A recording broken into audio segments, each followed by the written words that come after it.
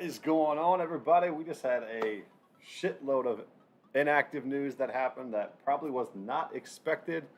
Number one news was that Calvin Ridley is out for a personal matter today. So if you have him in your fantasy lineups, DFS lineups, go and switch him out. I actually was stacking the Falcons today, so I have to go figure out all my different strategies now for the slate. So I'll be jumbling for the next probably 90 minutes or so after stream, probably about 60 minutes or so. So that'll be fun. But no, we'll get to it today. Seymour, what's up, man? Hope that and Justin, what's up? Hope the Halloween party was a success. You guys had a lot of fun. Before we get going, right behind me, this is the new partnership here, Match Bets. All right, it's a sports book, but it's all about head-to-head wagering. Use code DB100, and you get a 100% sign-up bonus. What I like about this particular sports book, it's unlike any other. As you guys can see right here, somebody placed a $621 bet on the wager placed by Newark on Las Vegas Raiders. So if you don't think, I don't know, this is for like next Sunday or the 7th, but you can flip-flop through these, and you can just take the opposite side and go head-to-head. Nice little, you're betting not against the house. If you end up doing a match bet, these are called, and nobody takes it, it just goes up against the sports book itself and then pays out accordingly. They got an app as well for Apple and Android users, so very, very nice feature here. Love the sports book. It's definitely a different concept than most of the ones out there. So DB100 gets you a 100% sign-up bonus. Go check them out.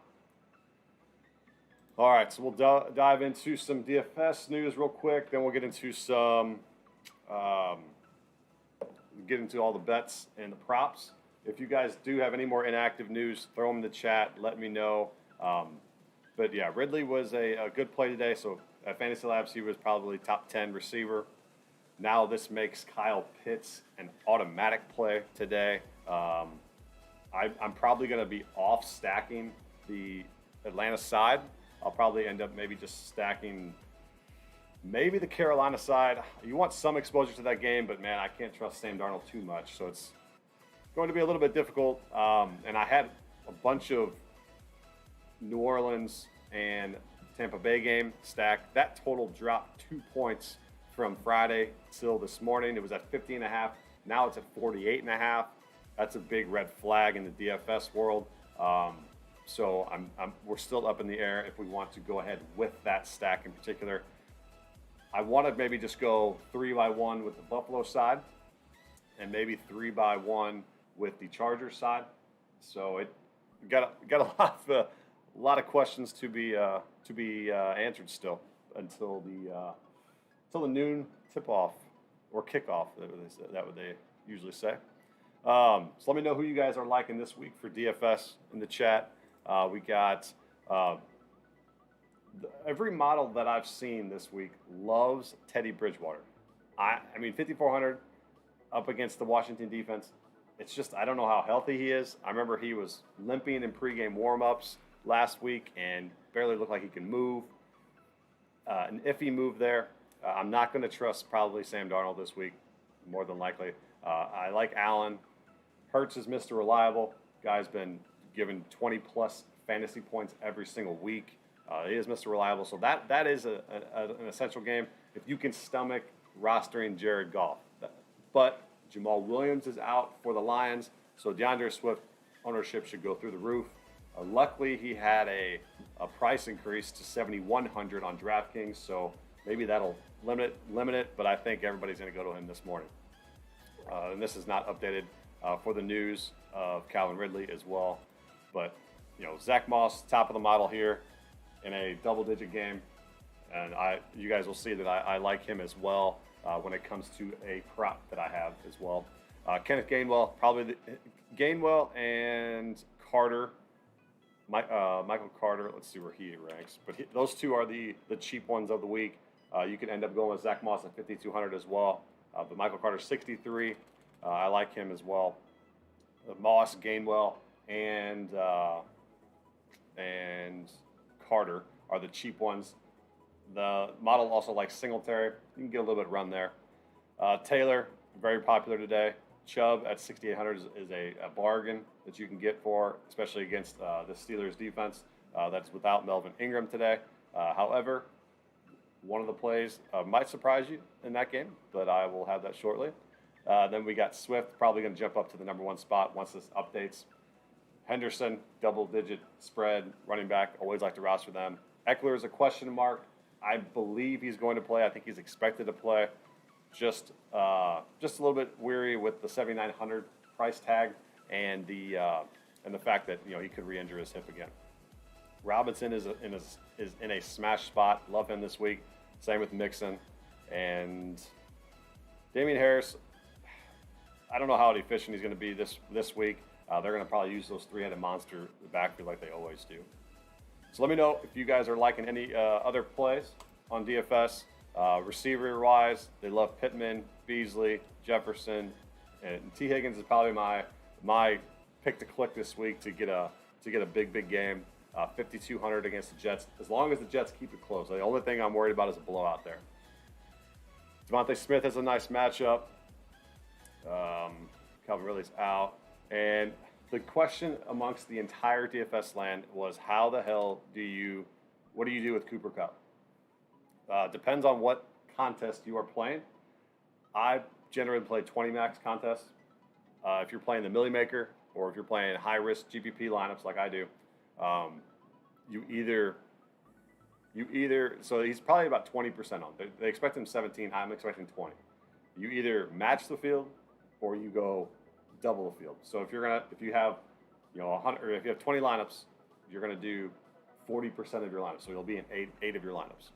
I don't really want to make sure it's like not 100% or a 0%, because otherwise it's obviously a binary effect there. But I think the best strategy is to either go double or match the field.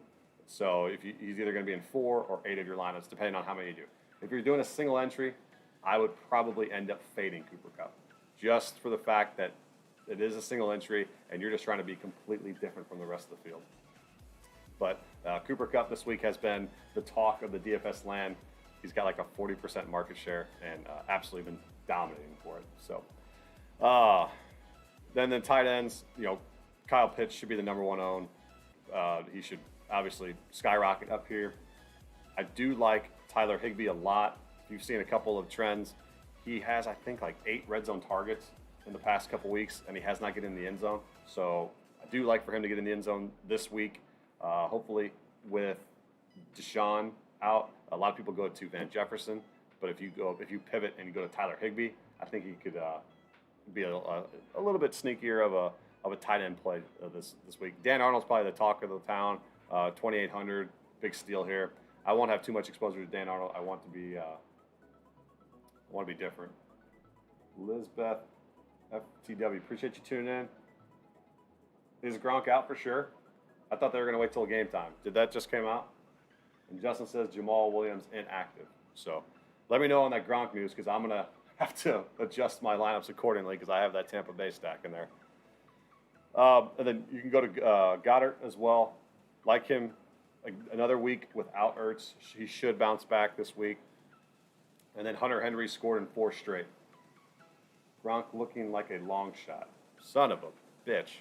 All right, so I'll have to figure that one out. So I'm going to be scrambling probably for 30 to 45 minutes after stream, because I literally went over all my lineups yesterday, locked them in, and man, that's what happens when you do all your Saturday lineups and you got to redo them on Sunday morning.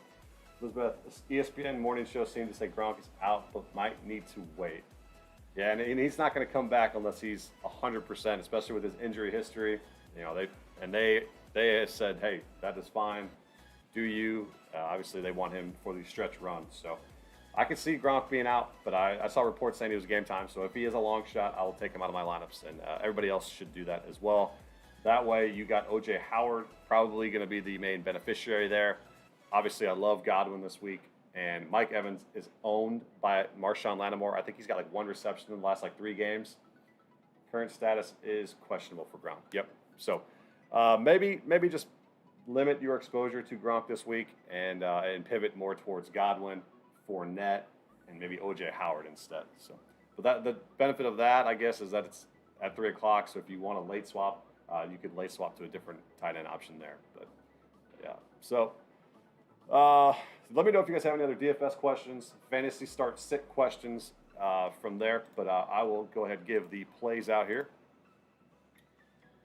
We'll recap the last week. So we were minus 0.2 again. We've been 3-3 last week as well. 21-26, minus 4.48 units on these free plays. However, I do feel confident this week we can get back into the positive. We've had 3-week stretch of the negative. Nothing that breaks the bank. It's just with it, you're going to be, what is that? Right at about 2 units lost in 3 weeks. So we'll get back into positive right after this Sunday. First play, Steelers +4. So I know I said Chubb was a nice play, which he still is. The Steelers' run defense still is pretty elite.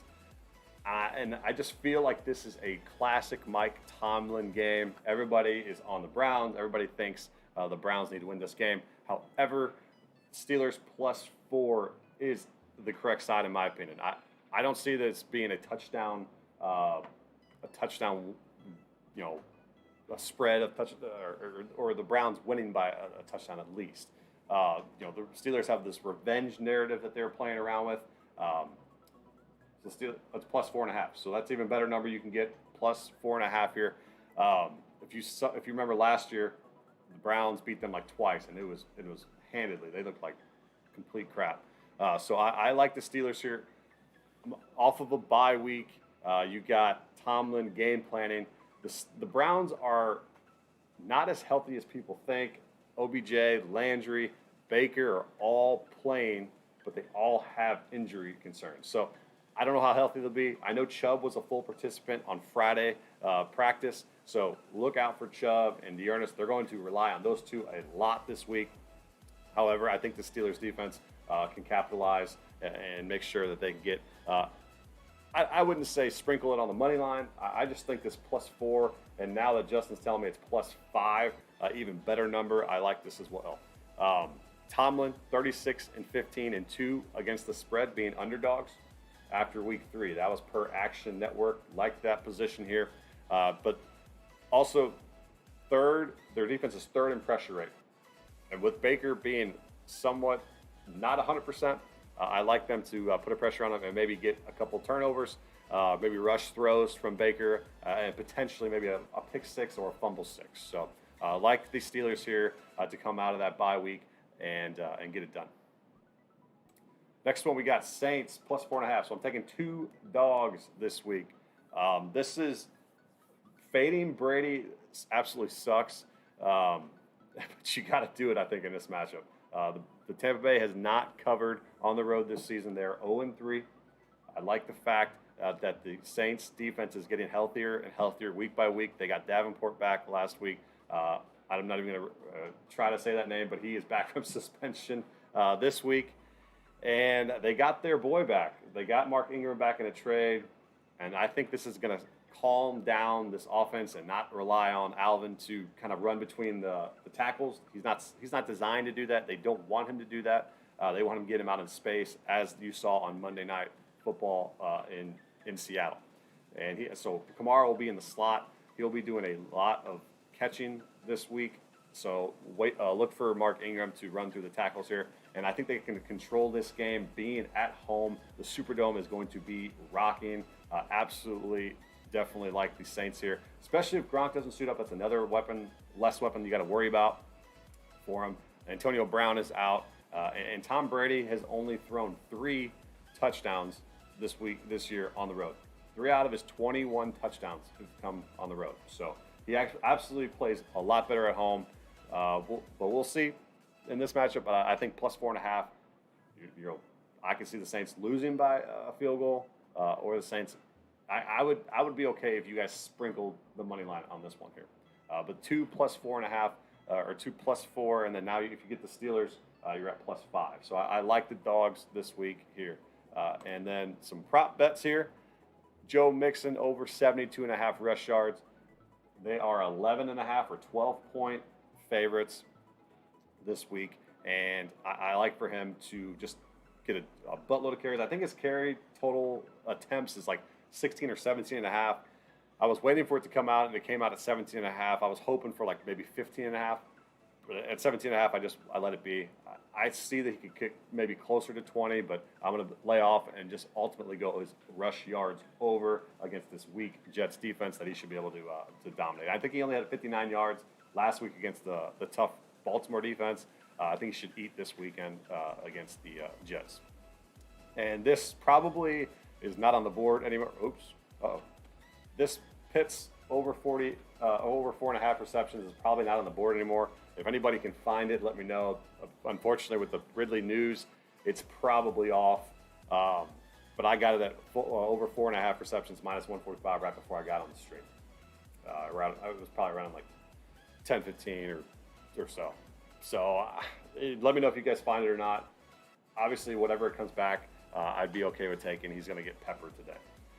And then Zach Moss is my anytime touchdown of the week, plus 130, double-digit spread. He has a 40% of the rushing spread or share percentage via NFL Savant. He rushes the ball 40% of the time in the red zone. So I like Zach Moss to get in the end zone this week, especially I think they're 14-point favorites at home against the Dolphins, which they have completely owned in their recency. I think they're 5-0 or 6-0 the last couple games, and they've outscored them by like 80 or 90 points. So, and then we'll go to my survivor pick. The Bengals should be very, very popular play this week. They are playing the Jets, and if you have the Rams available, you could probably play the Rams with the 16-point favorites. I used the Rams last week.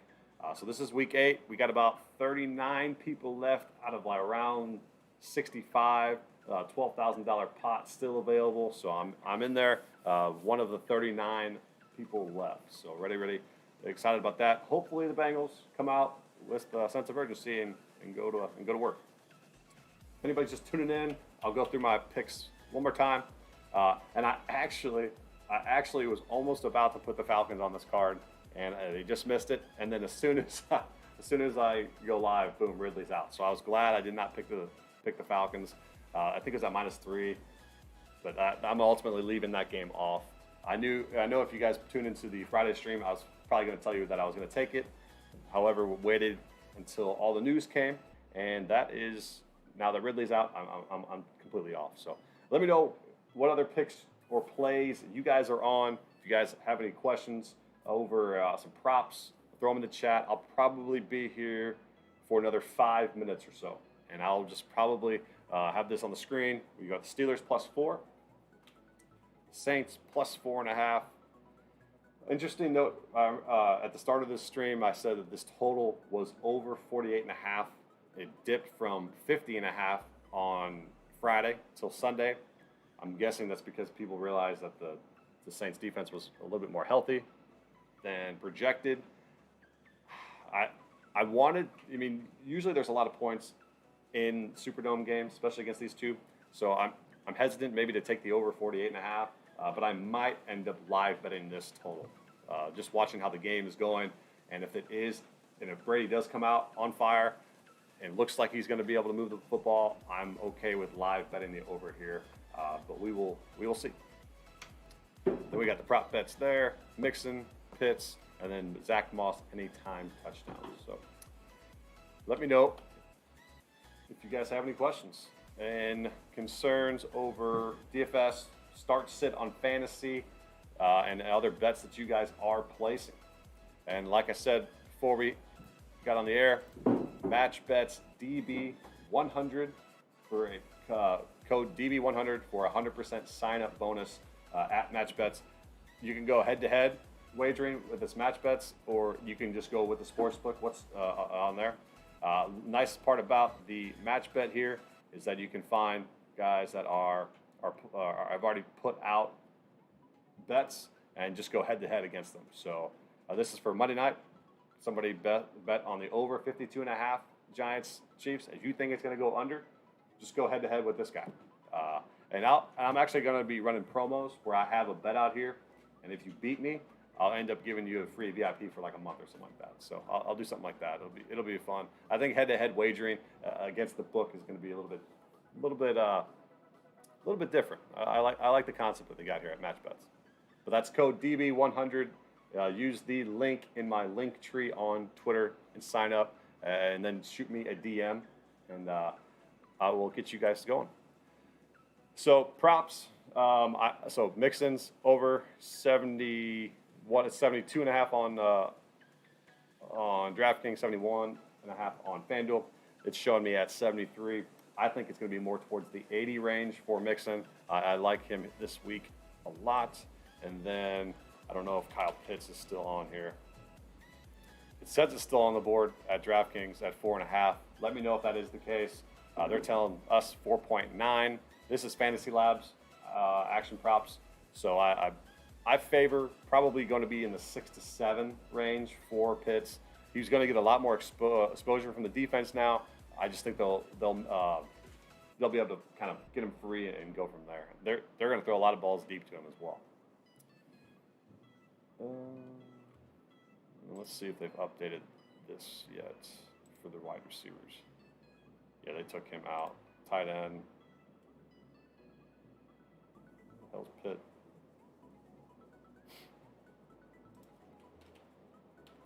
He's at 66.99. So he's projected 7% ownership. Yeah. Justin says Pitts is off the board at DK. Yeah, I figured he probably would be. Wait until maybe beginning right before the game and see if probably go 10 minutes or so before the game. I'd figured so with all the Ridley news. So that sucks for that prop.